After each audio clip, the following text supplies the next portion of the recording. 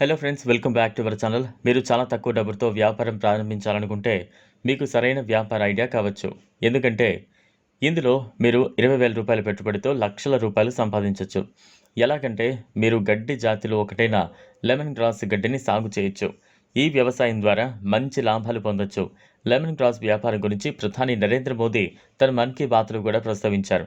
Lemon grass సాగుతో రైతులు ఆర్థికంగా బలపడతారని అన్నారు. మీరు తక్కువ నీటితోనే దీన్ని సాగు చేయొచ్చు. కరువు పీడిత ప్రాంతాలలో కూడా ఈ వ్యవసాయాన్ని చేయొచ్చు. ఇది చాలా మంచి విషయం కూడా. మార్కెట్లో విపరీతమైన డిమాండ్ ఉంది. లెమన్ గ్రాస్ అనేక ఔషధ గుణాలు ఉన్న గడ్డి. ఈ గడ్డి నుంచి వచ్చే ఆయిల్కు మార్కెట్లో విపరీతమైన డిమాండ్ ఉంది.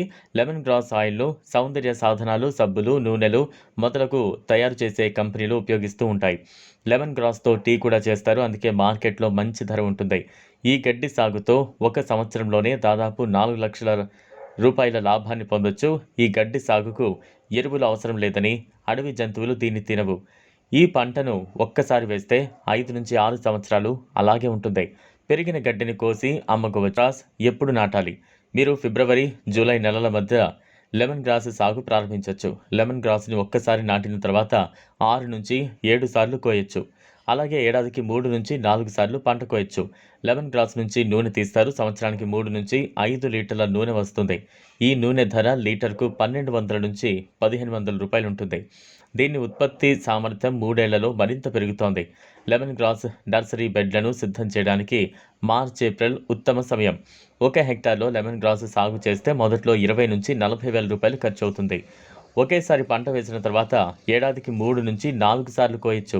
మెంతి, ఖాస్లానే లెమన్ గ్రాస్ని చూర్ణం చేస్తారు. నుంచి 4 కోతల తర్వాత 100 నుంచి 150 లీటర్ల నూనె ఉత్పత్తి అవుతుంది. 1 హెక్టార్లో ఏడాదికి 325 లీటర్ల నూనె వస్తుంది. ఈ నూనె ధర లీటర్కు 1200 నుంచి 1500 రూపాయలుంటే, అంటే మీరు 1 హెక్టార్ నుంచి 4 నుంచి 5 లక్షల రూపాయలు సంపాదించవచ్చు. ఇదిలా ఉంటే రైతుల కోసం కేంద్ర ప్రభుత్వం పలు కీలక ప్రకటనలు చేసింది.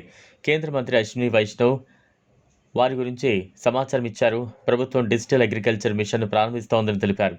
ఇందుకోసం 2,817 కోట్లు వెచ్చించనున్నారు. ఇది కాకుండా రైతుల ఆదాయాన్ని పెంచి వారి జీవితాలను సులభతరం చేసేందుకు మరో 6 పథకాలకు ఆమోదం తెలిపారు.